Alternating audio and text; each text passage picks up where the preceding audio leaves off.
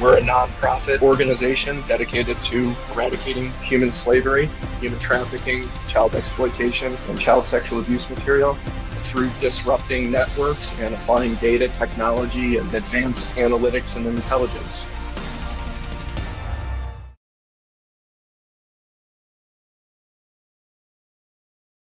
Hi, everybody. My name is Aaron Kaler. I'm the founder and CEO of the Anti-Human Trafficking Intelligence Initiative, and I'm your moderator for today's panel, which is the Anti-Human Trafficking NGO Collaboration for Accelerated Impact panel.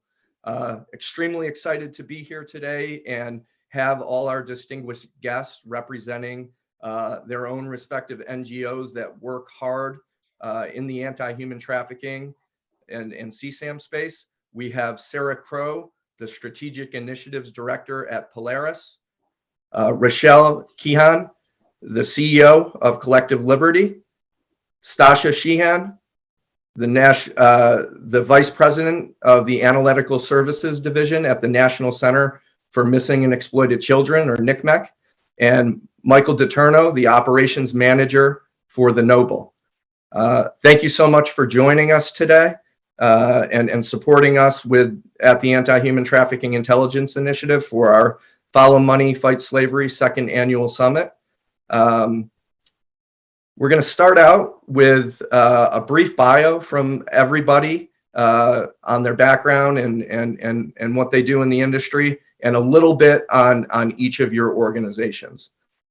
So I'll start with Sarah from Polaris. Thank you, Aaron, and thanks for inviting me. So as Aaron said, I work at Polaris, which is a US-based nonprofit dedicated to ending sex and labor trafficking. Some of our work is more global in nature, but we primarily focus on sex and labor trafficking occurring in the United States and in North America.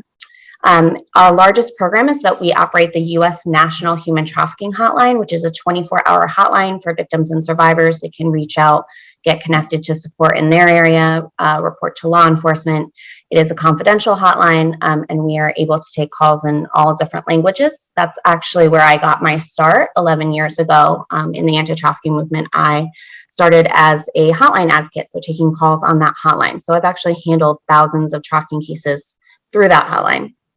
But from this program and our other work with survivors who are really the true experts on human trafficking, we have all of this information, all of this data, which we utilize, combine with other data sources, and try to look for really strategic ways to disrupt and prevent human trafficking. So my team now is the Financial Intelligence Unit.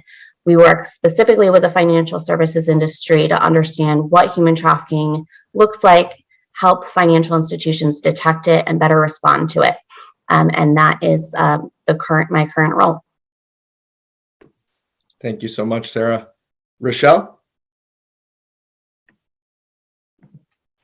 Hi, everyone. My name is Rochelle Kehan, and I'm the founder and CEO of Collective Liberty. So glad to be here with you all. I was a prosecutor in Philadelphia for 6 years, and I tried the first 2 trafficking trials in the state. I became a DA the same year we had our first statewide statute on trafficking. So I share all that to say that my main focus in the national movement is all of those legislators, prosecutors, investigators that are drowning in the sea of, oh my gosh, we have no case study, no precedents, no data, all of our stuff stuck within one jurisdiction. So when the case is going outside the jurisdiction, we don't have a mandate, and trying to solve that for them because I lived through it and it was really overwhelming.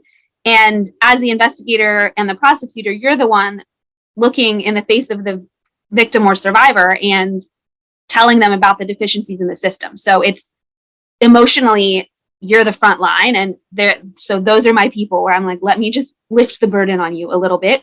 Of course, at the center of that is making sure we're doing right by survivors, but the people first coming into contact with them, if they're not equipped, they can't do right by the survivors. So at Collective Liberty, we curate data across the nation to help build out those cases, and our team is all current and former law enforcement and survivors, so we know what data to pull and how to connect it.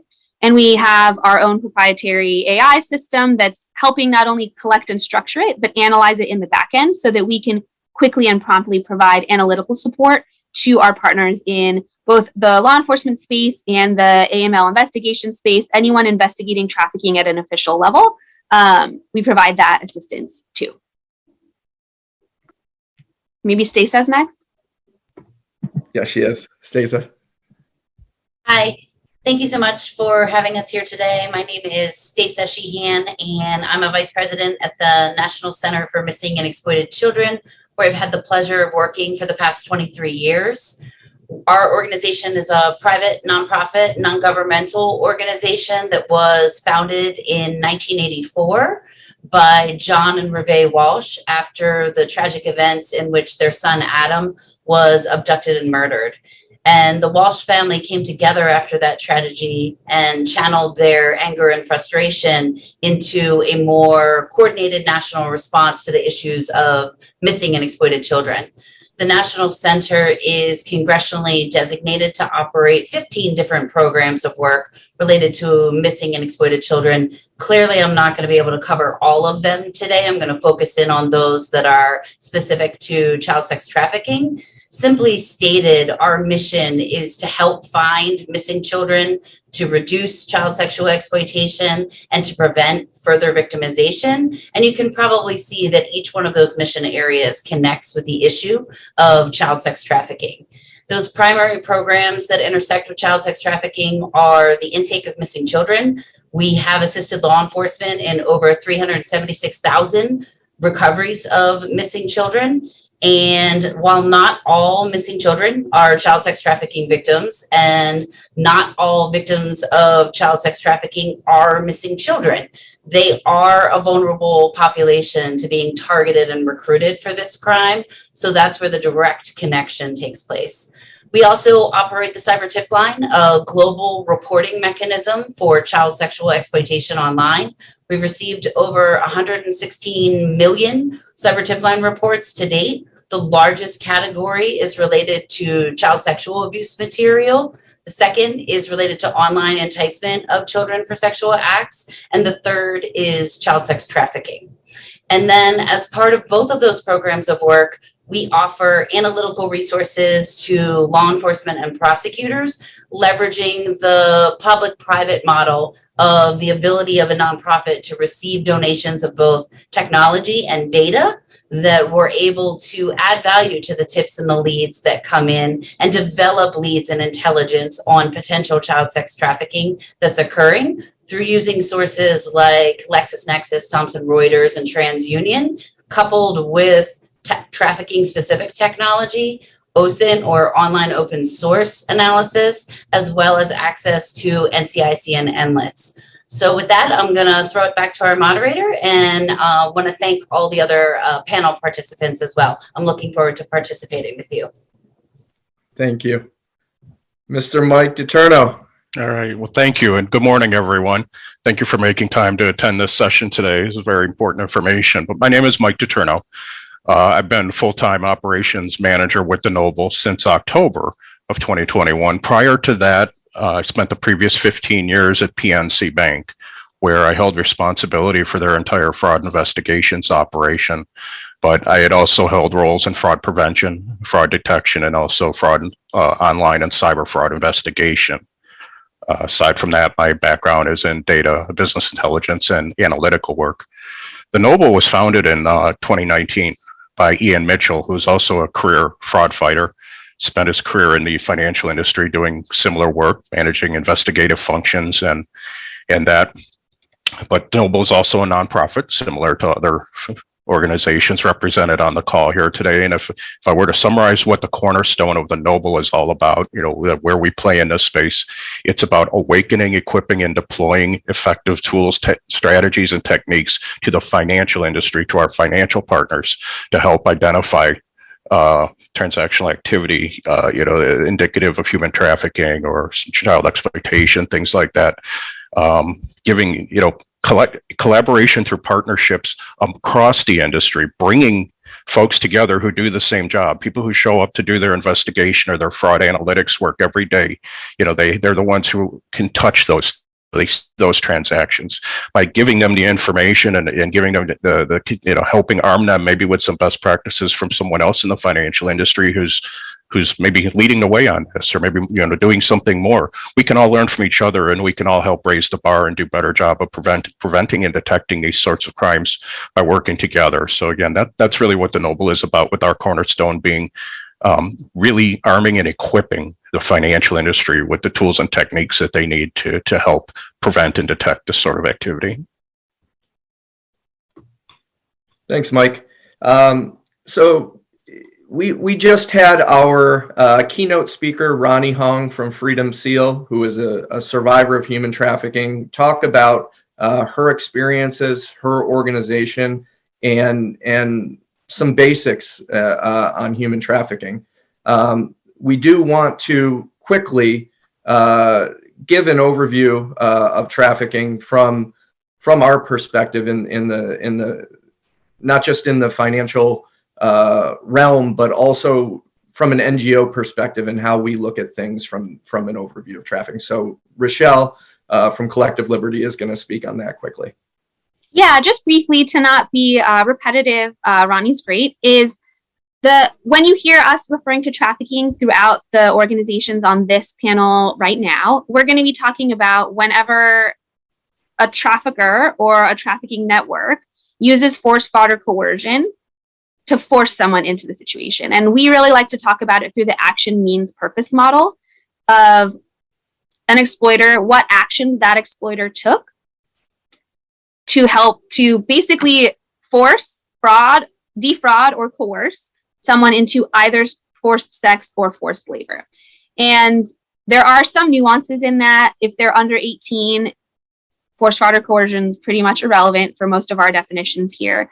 And what we really like to highlight is sex work is not default per se trafficking. People who are working that don't have full documentation, it's not per se trafficking. So you have to look for the overall context. And that's why we like to focus on the exploiters, the traffickers, and the exploitation networks and what they're doing. And we really encourage everyone else to do that as well. If all you're doing is looking for victims, you're not going to find the exploitation, and you're going to end up also misidentifying quite often.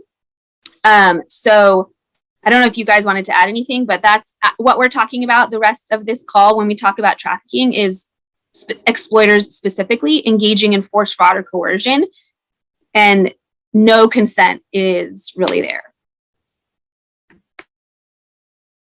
You're muted.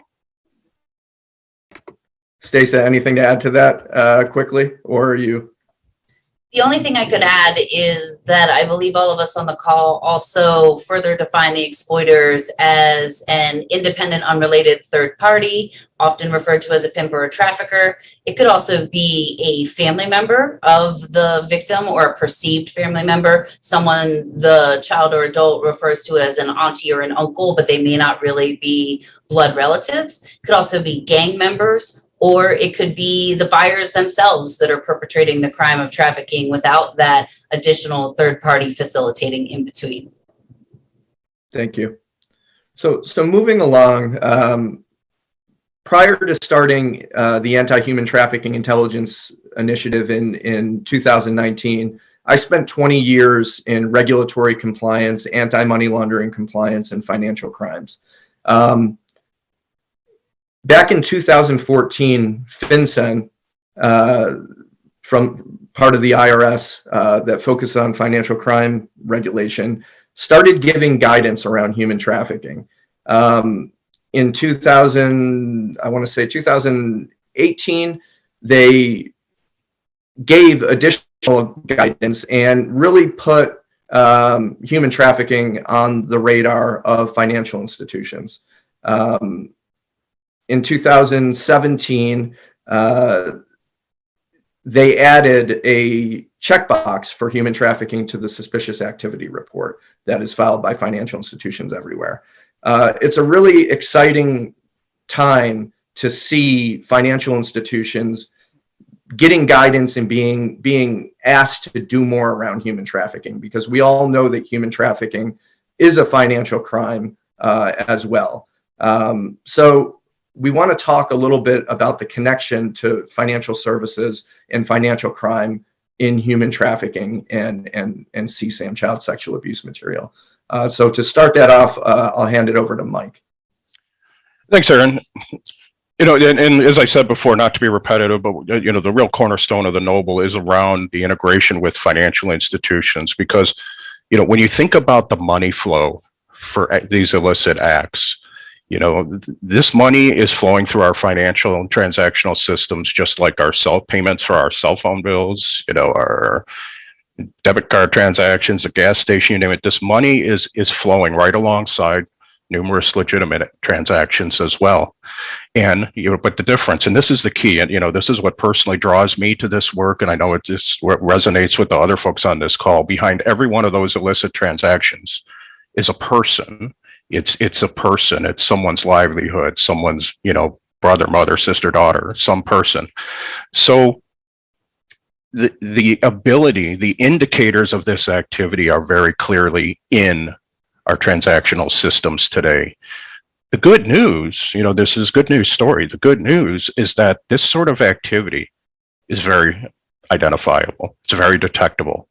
There are monetary and there are non-monetary indicators that, when put together, and that's the key in this sort of activity. And for the folks in our audience who've, worked fraud before, it's never just one thing by itself, right? It's the totality of the circumstances. It's putting the different factors together, and the patterns of the patterns that these bad actors follow in the financial side of this is predictable and detectable. And these systems are already in place today. So, I don't mean to sound like banks aren't doing anything, Aaron. Like you said, we've seen some improvements in the SAR filing capability. There are some banks out there that are clearly leading the way, and that we're very proud and happy to be working with at the Noble about understanding how they do what they do, and then making that information more available to others who can learn from it and help put their own programs together to be more powerful around the detection and therefore prevention of human trafficking.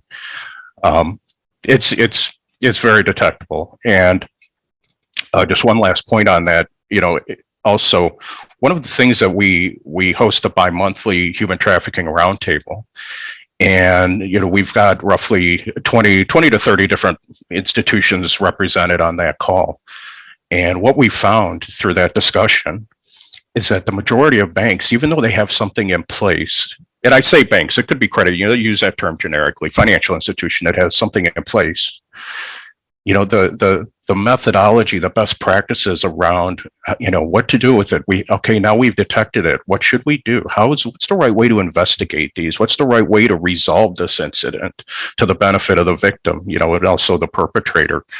Those are areas that, the feedback from the institutions are that they're hungry for information.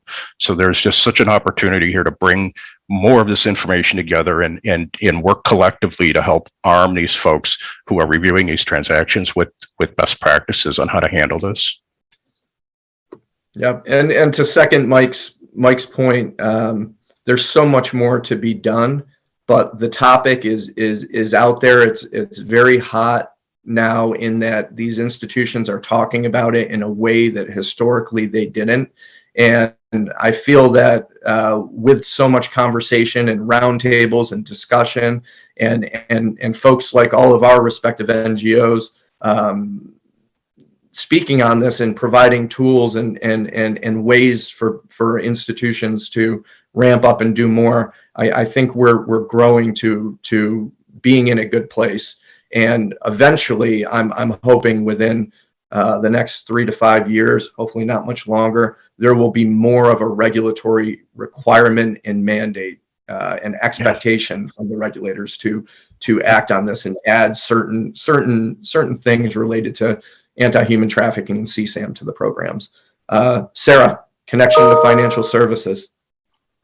Yeah, and I think on that point, I was really excited to see FinCEN name human trafficking a anti-money laundering priority last year. And I think as the AML Reform Act gets rolled out and implemented, it will be really interesting to see how financial institutions shift and hopefully are able to prioritize this issue even more. There's a reason that it was named a money laundering priority, and those priorities came often from law enforcement, or with consultation from law enforcement and what the priorities needed to be. And that's because I think what Mike talked about of this human side of it, the victim. If we think about human trafficking cases, traditionally, and I think Rochelle, I'm sure, has much more experience with this, they're tough cases on victims. A lot of prosecutions really require or really depend on a victim's testimony and their cooperation. And, when you think about that, that's somebody who's experienced a lot of trauma, who's maybe in a healing process, and they're having to be interviewed again and again. They're going to have to, go on record. They're going to be cross-examined. A very traumatic experience, and a lot of individuals are very uncomfortable in that situation. It's not necessarily a healthy situation for them. And a lot of victims are coming from segments of the population that traditionally have not been treated well by law enforcement authorities. So they don't have a lot of trust in that system and are very hesitant to cooperate. And so, human trafficking prosecutions can be tough on victims, and that's not a slight on prosecutors or law enforcement. That's part of our due process in the United States. But when I think about kind of including that financial crimes angle into these investigations, into the prosecutions, I see that burden lessening a little bit. There's some mitigating factors there. Suddenly, it's not just the survivor who's saying what happened and having to be questioned. Maybe there's transactional records that are backing up their story. So it's not just them. It's a big financial institution that's sort of supporting, their account, what happened to them. And then there are situations in which maybe it's not going to work to bring human trafficking charges. But maybe there are financial crimes charges that can be brought, and that's going to still bring accountability to the people who previously have been operating with very little personal risk to themselves. So this is really where I think this kind of financial crimes approach and the data and information that's supplied by the financial services industry is so critical to this crime in particular, in a way that, it's, I think, distinct. And that's really why Polaris, we only have one strategic initiative that's focused on partnership with a private sector industry, and that's the financial services industry. It's our only industry that we've kind of elevated to that level because of this very unique role that that industry is able to play. And I would, for any law enforcement in the room, essentially the way I say almost exactly what Sarah said, but from like the cop prosecutor angle, is this is not an SVU crime. You're not getting a victim who outcries to you and then just putting her or him or they on the stand and going from there. You need to look at it as a circumstantial case or like a homicide. Like, you don't have the victim. You're investigating the network. The potential victim is one piece of potential information, but honestly, every case I prosecuted, and I'm not saying this in a flip way, at least half the victims were no longer living by the time we went to trial. So it really is like a homicide case. So you need to be building it out like an organized crime case and doing all of these investigations. And for the financial institutions who are watching, at the local level, the amount of red tape it takes for us to get records from financial institutions, to get testimony from financial institutions, and to be able to use any of that evidence in court is nearly impossible. So even at the local level, when you want to build these kind of cases, it's really difficult because of all of that red tape. So to the extent that anyone's blaming back and forth, there's not sufficient collaboration. And if financial institutions are only focused on the FBI, I hate to break it to you, that's like 4% of trafficking cases across the country. So if you're not streamlining access to all of the state and local agencies, sending it to FinCEN, putting it in a filing cabinet, that's not really doing much to help us prosecute trafficking. So making sure that all of the information is accessible by subpoena, that you send a certified record so that they can try to enter it in court without testimony, and that if they do need testimony, you work with them and at least respond to emails and try to help. I can't tell you how many times I couldn't enter financial records because we just couldn't get collaboration from the financial institution. But yeah, that's what you build out the case. All of these investigations have to happen. And one thing I do want to add is it's really easy to find sex buyers and potential victims or sex workers. And a lot of what I see at the response level from financial institutions is closing the bank accounts of trafficking survivors and sex workers. And that's just harming both of them and making them more vulnerable to trafficking and exploitation. And that's also taking the SVU approach, where you're finding the lowest common denominator and not focusing, which is, I admit, a lot more effort on finding the network and trafficker and closing their accounts and closing their access. And I know Sarah's done a lot of innovative stuff on trying to rehabilitate the credit of the victims, because the primary consequence is still felt by them, not the exploiters. So we need to do a lot better job of information sharing and not just identifying the lowest common denominator and punishing people who are already living punishing lives on a daily basis. It's so important for us to, as financial crime professionals and other commercial entities and folks that are listening on this webinar, to hear this side of it. And if you're in an organization that right now isn't sharing information in that type of way, but you are investigating and looking at potential human trafficking, it's so important that you have training and that you understand how to detect it and how to differentiate human trafficking from a financial perspective from other types of financial crimes like structuring and tax evasion. And having that understanding and being able to identify that and not file a SAR as cash structuring or tax evasion or money laundering, and actually check that checkbox, that SAR checkbox for human trafficking, is going to make a real impact and get it into the hands of investigators and folks within states and cities that are specifically looking for trafficking SARs and trafficking cases, as opposed to... It's not going to get it into their hands. I feel like that is a misnomer. Most local agencies get denied a user login for FinCEN's SARs. That's another huge issue as well. Like, all of that's important, what you said, but that's not enough. Just checking the box and filing it, like, don't assume stuff's happening. And that's sorry to interrupt. Yeah, and that's a whole other huge issue that maybe we can get to at the end with response and law enforcement, which you'll be talking on, Rochelle. But I do want to bring that up, and I'm glad you pointed that out. Folks in institutions assume that their SARs are getting used constantly on a daily basis by all law enforcement, and we all know that it's needed, and not just for human trafficking, but for whatever crime you're looking at as a law enforcement professional. But only so many law enforcement officers in different agencies in the state, city, local, federal level actually are granted access to the SAR database. So maybe Rochelle can talk about that a little bit more at the end. Thank you, Rochelle. Moving on. This is our second annual summit. We had our first summit last year, had over 1,000 registrants join, representing law enforcement, financial institutions, commercial industry, NGOs, universities, cybersecurity folks, a variety of different professionals.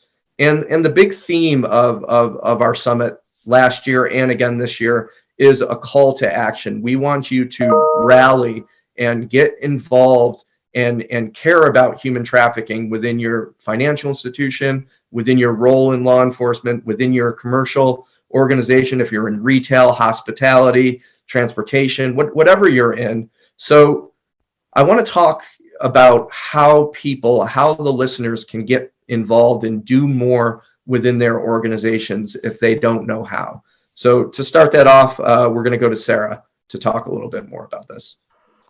Thank you. So I think the key thing to know about human trafficking, we are talking about a crime that's essentially non-consensual participation in an economic activity. So people being made to work against their will, being made to engage in commercial sex or prostitution against their will, or not being able to consent to it because they're a minor. That is very diverse, what we're talking about, which means the typologies are incredibly diverse. We focus a lot on sex trafficking, but we're actually talking about, people in labor trafficking situations in agriculture, which might be a huge farm, or domestic work, which might be a single individual living in a private household. Obviously the financial transactions associated with these activities are going to look very different. And then even within sex trafficking, there's a lot of diversity. I think there's a lot of misconceptions that, trafficking is primarily transnational organized crime. Certainly they're involved, but as Stacey said, it could also be an individual. It could be someone's family member. It could be someone's boyfriend, or, someone that they see as their boyfriend. So those financial transactions are also going to look different depending on how networked the traffickers are.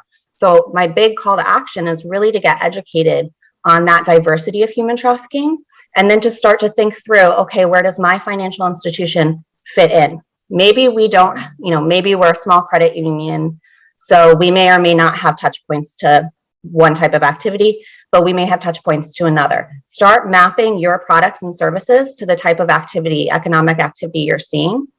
If you have not taken the ACAM's free certification on human trafficking, please do. Huge shout out to Aaron and ATII for always promoting this. It's free to anyone. You don't have to be a member, but if you are a member, you will get CAM's credit. If you are really short on time, I'm going to ask you, just take the second part. I am biased because I wrote the second part, but it's a 1 hour focus on case studies. So I think it's 5 case studies. Each are about 15 minutes, really digestible. So just get started there. And then secondly, reach out to Polaris, reach out to other institutions that have all of this information and typologies and are able to share it. We don't always put our information on our public website because it is sensitive in nature. So please do get in touch with me. We do also share more actionable intelligence from public sources about individuals we suspect of trafficking.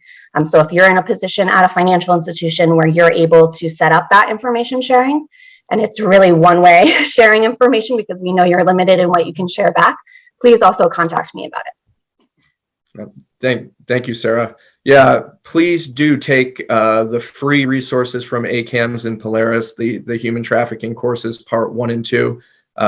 We provide it internally to all our onboarding, our folks, our interns, and strongly recommend it.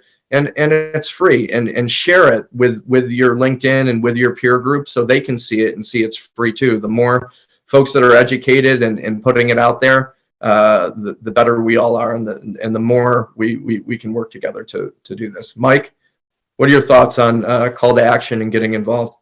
Yeah, this is so key because, whether it's the Noble or the other organizations, sharing space with me up here today on this call, I think one thing we'll all agree on is that the staffing models for these nonprofits is not a rich model. There's not tons of staff available to do this work.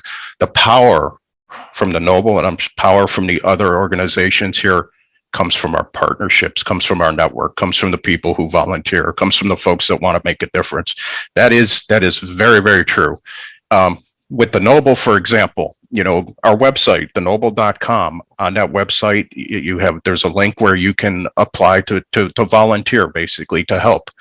That is how we get things done. That's how we execute our projects. That's how we find our subject matter experts to help build out this material, to awaken and equip and do some of the great things that we've all talked about here today to fight human trafficking.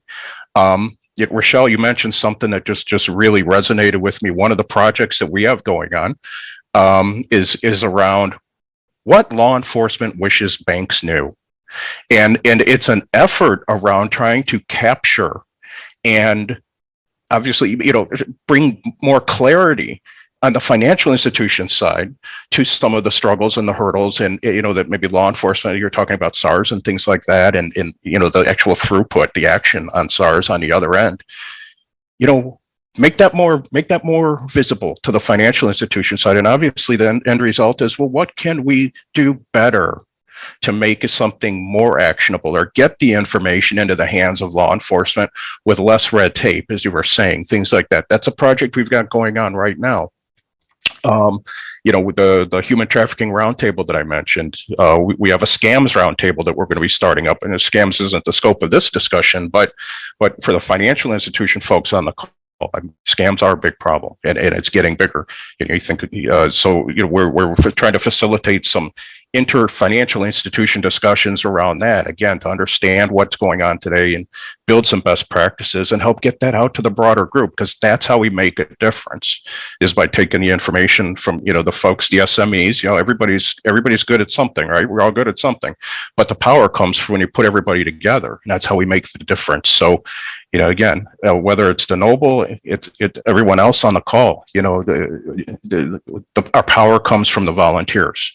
Our knowledge base comes from the folks that, step up and see the need, to address these human crimes that we call them, and help make a difference, not because it's a regulatory checkbox somewhere, not because, it's extra work that somebody needs to do, just because morally, this is really the right thing to do. Thanks, Mike. So we're running a little short on time, so I'm going to do some on-the-fly modification here. I'm going to combine the topics of prevention and detection into one piece here, and ask each of you to talk a little bit about that. But how can organizations, law enforcement, the different disciplines and cross-market represented here in our summit, how can they work in prevention and detection against human trafficking and CSAM? We'll start. I think I'll hold off and speak, since we're running short on time. I think I'll wait and just speak on the response side, and I'll bow out of these two because I'll be redundant. Sounds good. We'll go to Sarah. Okay, so I'm going to be quick because I spend most of my time thinking about this, at least on the detection side of things. I did write a series of articles for ACAMS that's coming out. The first one's out. The second article is on detecting sex trafficking, kind of the basic information to know. And the third is on detecting labor trafficking, the basic information to know. So please do keep your eyes out for those. But some key information. On the sex trafficking side of things, a lot of indicators that people point to of indicators of sex trafficking are truly indicators that someone is engaged in commercial sex or prostitution, not necessarily sex trafficking. And I think it is important for financial institutions to really have a nuanced approach to this, because you want to be flagging the highest priority cases, those sex trafficking cases, for law enforcement. They have a lot going on. Let them focus their energies where there are indicators of sex trafficking. So a lot of the indicators of commercial sex might be, transactions with a back page replacement sites like Adult Search, Eros, seeking arrangements. It might be payouts from OnlyFans, something like that. Not all of those people are sex trafficking victims or involved in sex trafficking. So once you see, a lot of those transactions, ask yourself two questions. One, do you have reason to believe that there is a minor involved in this activity? Is the account holder a minor? That's rare, but if they are, that is extremely concerning. Or maybe you see on social media some reason to believe minors may be involved, or the account holder does have a history of sexually exploiting minors in the past. Those are things to think about. Then secondly, is there a third party facilitator of this activity? Now, technically, a third party being present does not mean it's sex trafficking. I will say, and I know Rochelle will agree with me, it is very rare that we see a third party involved in facilitating commercial sex that isn't a trafficker, that isn't using force, fraud, or coercion to compel that person to do this activity. So think about, is there someone booking a lot of travel on behalf of others? Are there funnel accounts where multiple women seem to be sending money to the same central person? Are they, buying so much of a certain product or service that it doesn't really make sense for a single person? Things like that are questions you want to ask yourself. I think a point that was raised before that we want to highlight too is on sex trafficking situations is very, very common for the account holder to be the victim. So don't assume that the account holder is the trafficker or a perpetrator. And I would be interested in the Noble actually facilitating a discussion on this. And I think Mike made this point before of, okay, you find an account that you think the victim is the account holder.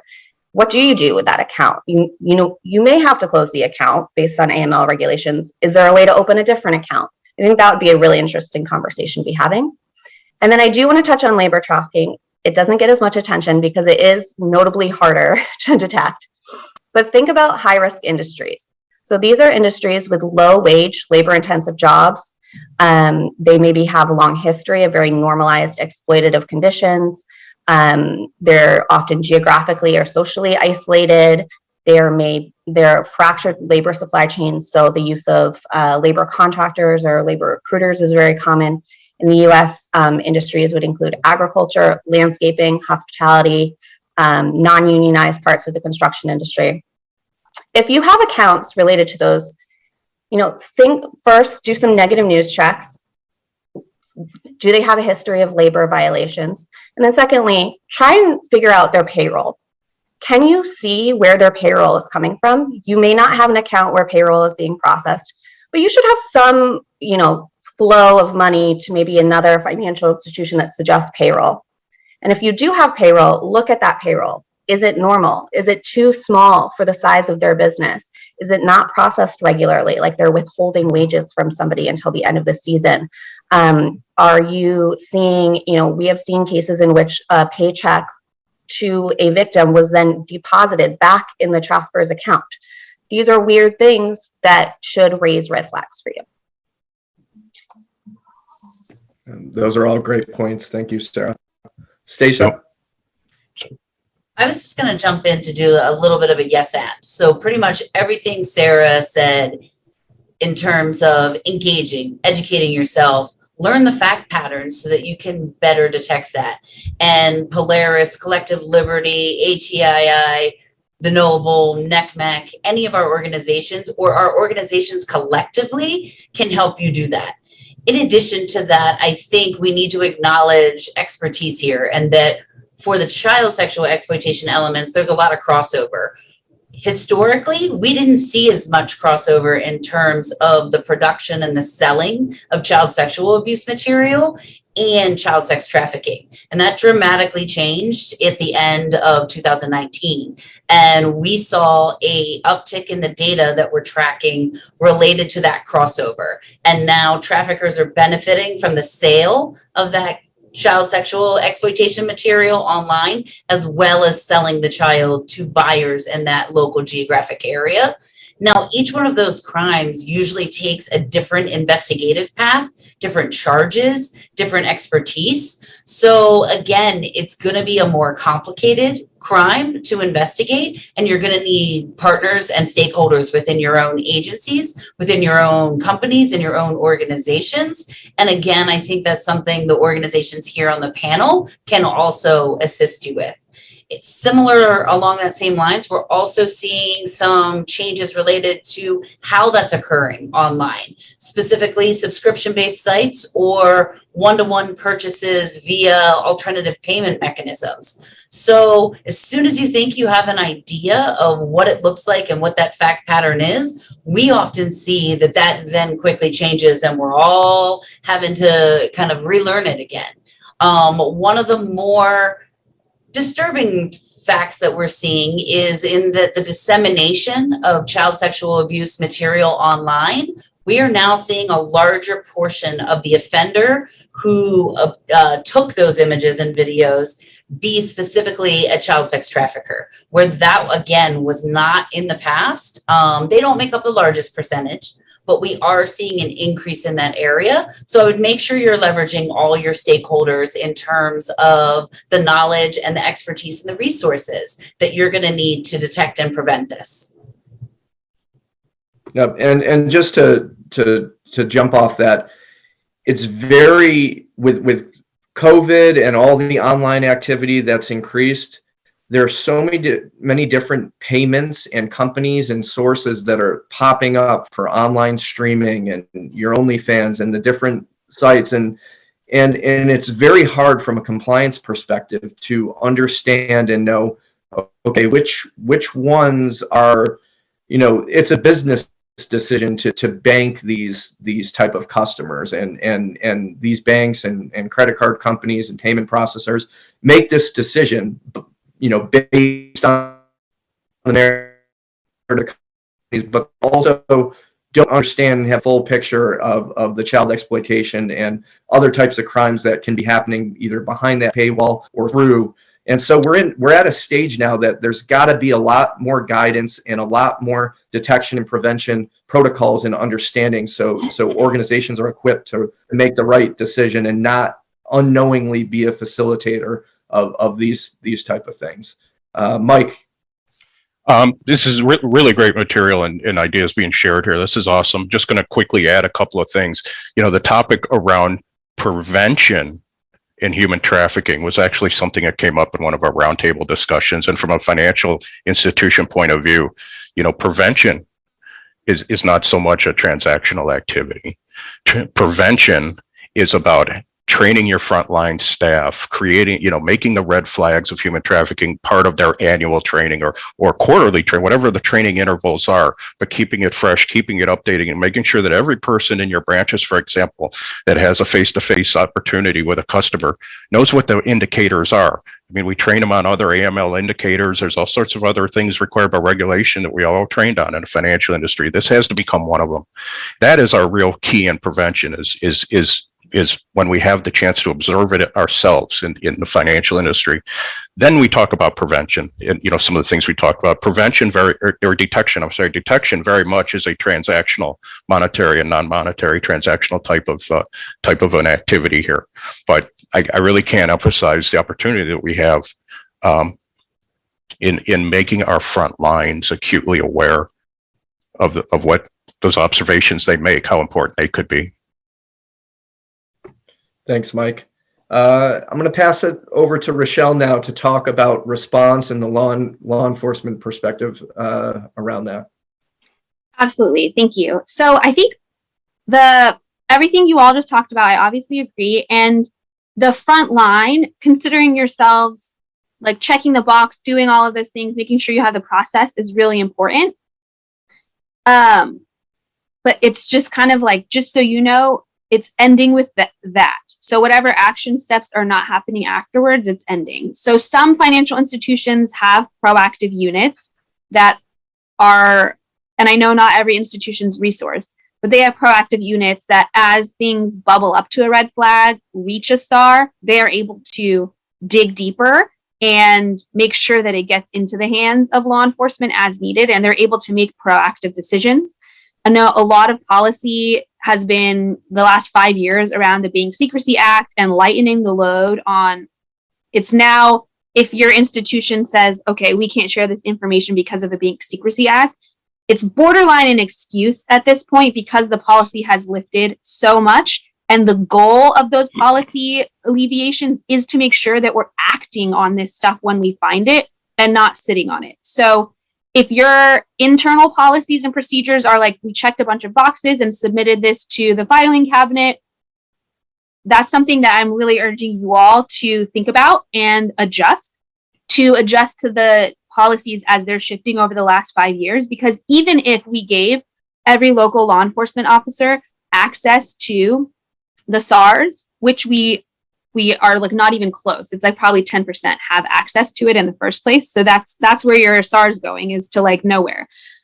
Sorry, not nowhere, but not everyone that needs to access it. But then also, if you think about, okay, even if we gave all of them access, how many SARs are you filing on a daily basis? You know, like there's thousands filed everywhere. So these investigators, they're not sitting there, their full-time job reading SARs. So it's still, stuff's going to fall through the cracks. So that's not to blame financial institutions, but as a system, there's multiple choke points on both ends of getting the information to each other and collaborating with each other. And law enforcement's incredibly under-resourced and overwhelmed. And the corporate opacity of working with financial institutions is notoriously difficult. So I'm inviting and begging you to take some of the first steps in that collaboration direction, because yours is a lot harder for us on our end to penetrate than it is on our end. We're ready to collaborate, and we also have strong data restrictions and requirements, but we're willing to work with what we have to get it done. And it really does feel difficult the other way around. And I'm grateful over the past 6 months, I have had our law enforcement partners starting to get access to the SARs, which is new. They've been just immediately rejected for the past 3 or 4 years until the past 6 to 8 months. So now local agencies are getting access, but it's still where there's like fewer than 5 contacts for an entire state is just getting all the SARs. And somehow they're supposed to filter it for like thousands of agencies in their state and every unit that's relevant within their state. Like it's not working.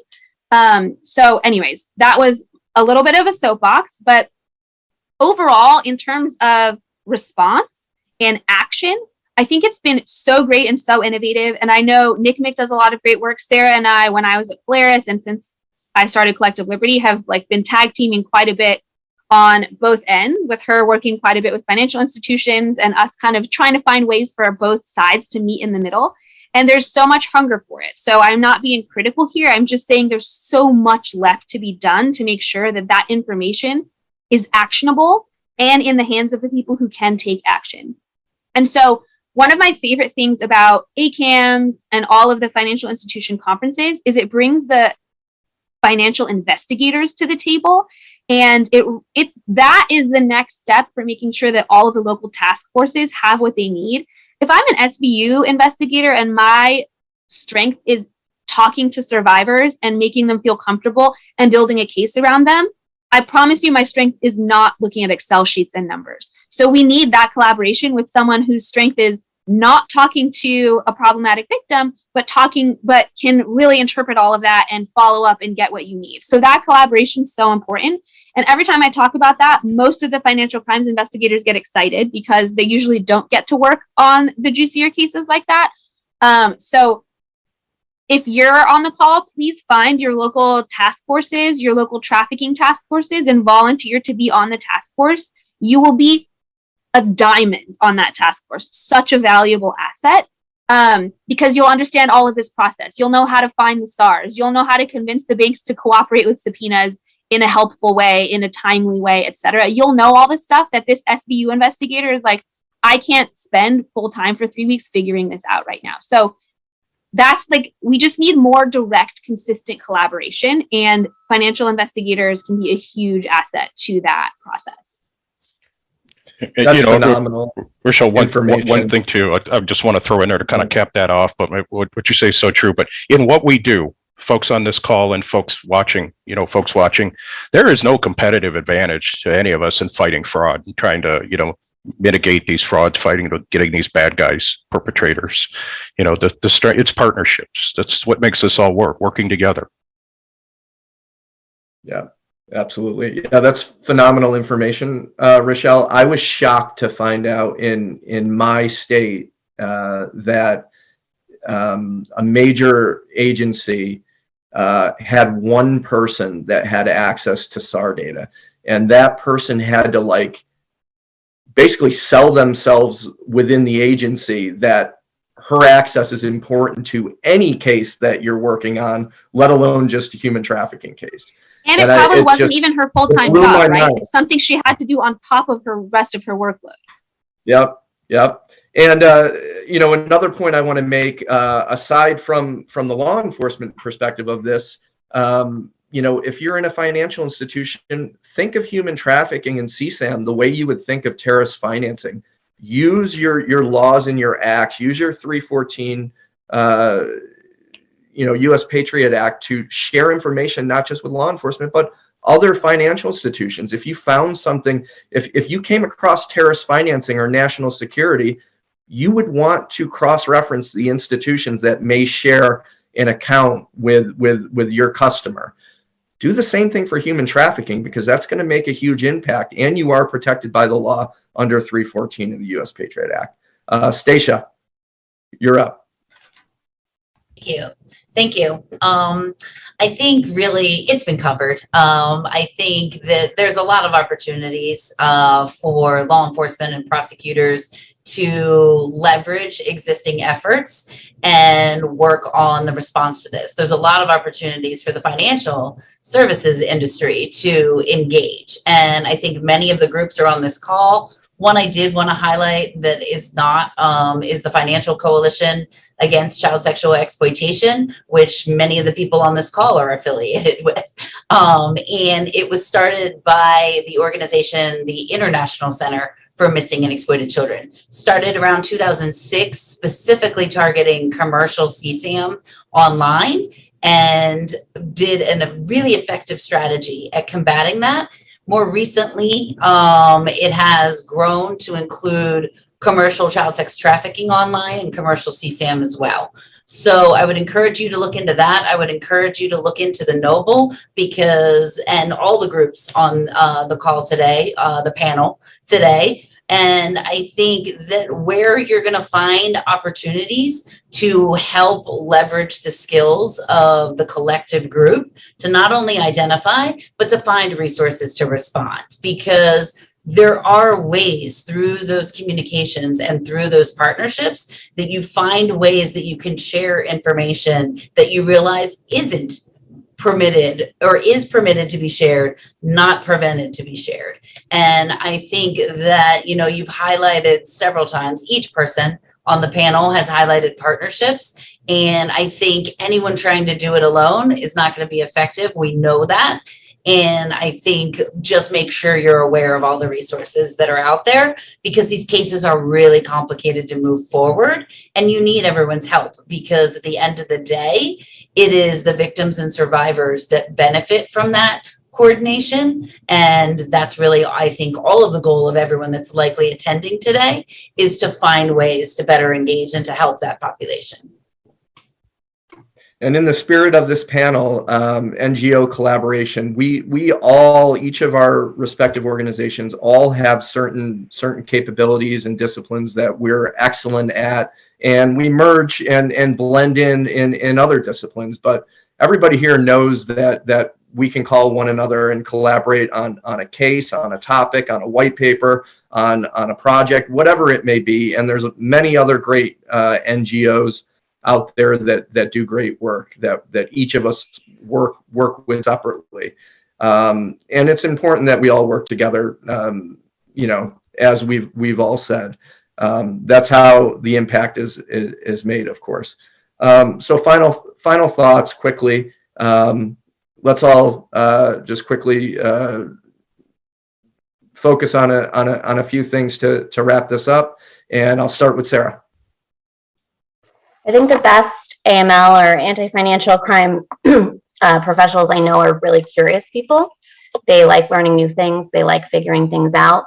So I would just say stay curious, because as Stacey said, you know, you might come up with a list of great indicators. Guess what? You're not done, because those are going to shift. They'll change over time. That's the nature of the game. And just, you know, continue to invest and lean into this issue. I have seen a lot of improvements over the last couple of years, but this isn't, you know, a project that you work on for a short period of time and then you're done. This is really a commitment that's going to be ongoing. So please do stay curious. Rochelle? However we can help, let us know. We're constantly finding a lot of problems and choke points and doing everything we can to fix them. I know a number of our financial institution partners, I'm just helping connect them to the right law enforcement person. That's hard in and of itself, right? So we have thousands of investigators across 46 states that we can help bridge the gap on both sides. If you want me to be the bridge from the other side, let me know. I can do that as well, because they're also like, I must have sent it to the wrong place. I never heard back, blah, blah, blah. I can help solve that as well. So let us know. We're here to help as much as we can. Again, we just want to end trafficking. So that's our skin in the game. Stacey? Yeah, obviously NCMEC is a resource to assist you. And there's another stakeholder that I've heard referenced throughout the various talking points today, but I want to call out is survivors. Make sure that you're including them in any effort, that as you move forward, their expertise is some of the best that you will receive. And that lived experience is incredibly valuable. So make sure you're bringing them on as paid consultants to work side by side with you on this effort, but also to learn how to engage in helping to repair, rehabilitate, and recover the financial capabilities and the history of victims of sexual exploitation, trafficking, be it both sex or labor. So I think that's an important component as well. There are several resources that have already been built out to do that, but you can join that effort as well. And I think that's another part that I just want to make sure everyone considers. And I heard as a theme earlier through some of the talking points. Such a very important point. Mike? So just very quickly for the group, for the financial folks watching this in particular, I understand the challenges of case volumes, timelines, deadlines, filing deadlines. Case volumes were at the highest they've ever been during the COVID period from a fraud investigation standpoint. And sometimes it gets hard to see past that. But I just want to ask everybody, again, to please be the catalyst within your organization to help bring awareness to the fact that, like other folks have said, and like I said before, you suspect human trafficking, take action, check the box in the SAR. But if any contacts that you have, work those cases. Behind every one of those transactions is, like I said, it's a person's life, it's a person's livelihood. And, it may not be a lost figure on the bottom line for the financial institution, but again, with the moral compass of the organization is what we're trying to influence here too. Very important. Absolutely. Thanks, Mike. And I'm going to go with the theme of what Sarah said about staying curious and keeping an open mind. The climate is changing, whether you're a financial institution, law enforcement, or work for another type of organization.